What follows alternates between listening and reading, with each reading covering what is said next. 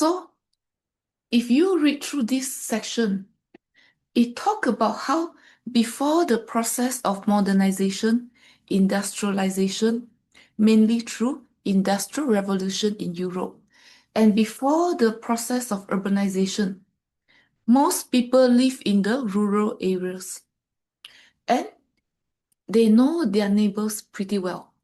And it was a very close-knitted, maybe more or less kin-based relationship.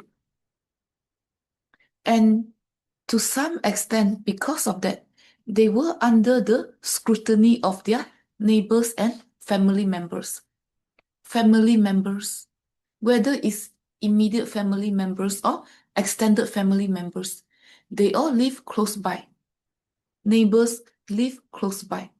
And with the advent of industrialization, urbanization, and modernization, some of the folks, especially guys, they wanted to, so to speak, try their luck in the cities.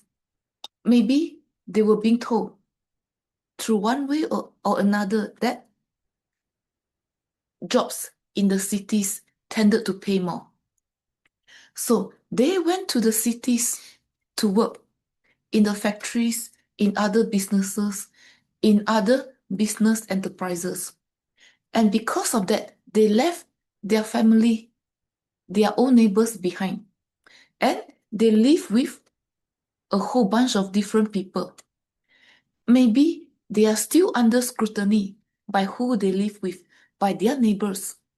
But maybe it was a different kind of scrutiny. Maybe some people, maybe deep down inside within them, these men, they tended to question their sexuality or sexual orientation. But when they live in the rural areas, on the farms, near the mining areas, near the fishing areas, with their kinfolk, under close scrutiny by these people in the rural areas, maybe they tend to downplay these thoughts or opinions or questions. And when they live with a whole bunch of different people in the cities, they barely know these new neighbors or new housemates or new roommates.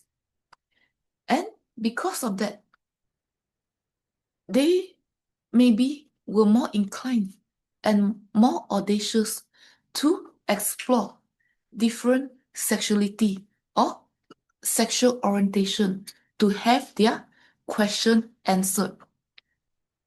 And this was how the concept of sexual minorities is a definition a few pages later came about. When they were living on the farms, near the mining areas, near the fishing areas, near the other traditional enterprises in the rural areas, people assumed that everyone was heterosexual. And people assumed that heterosexuality was the norm. But people later found out that it wasn't the case. With industrialization, urbanization, and modernization, where some of the folks, especially men, moved to the cities to take on jobs in the factories, in other businesses, in other enterprises. Life was organized differently in the cities. Because of that, people could explore different sexuality and different sexual orientation to have their questions answered. And some of them adopt different sexuality and sexual orientation because of that.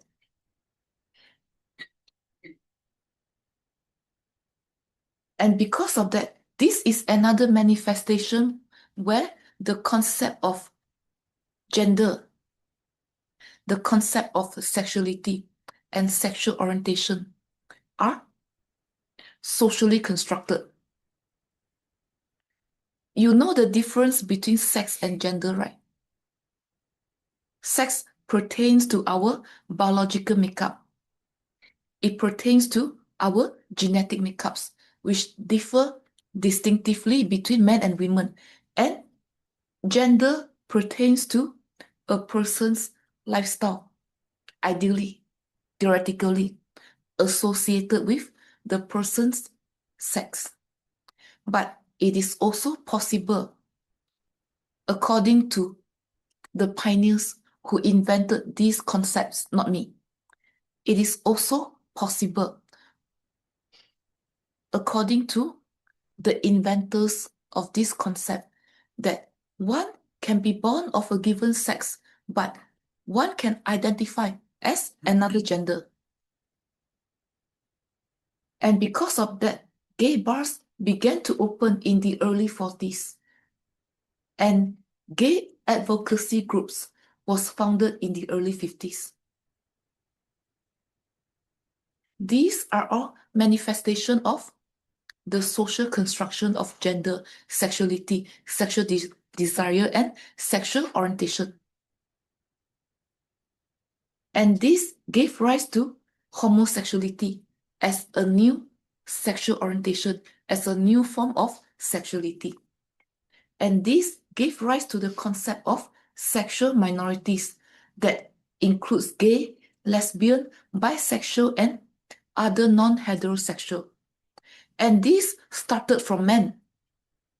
It started with gay, because men were the first ones who moved to the cities in search of new opportunities, and later on, women followed suit when they realized that factories, they needed to expand, they needed more workers, and they began to hire women and children as well. So because of that, the idea of sexual minorities started with gay, and later lesbian followed suit.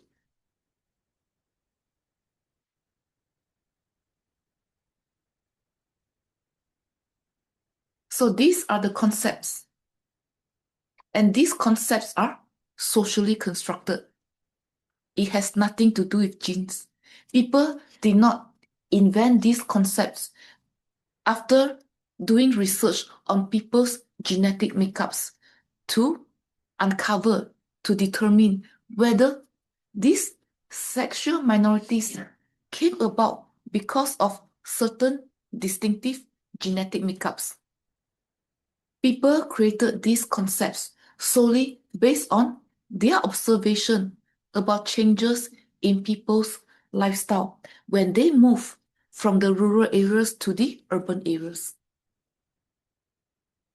Any question?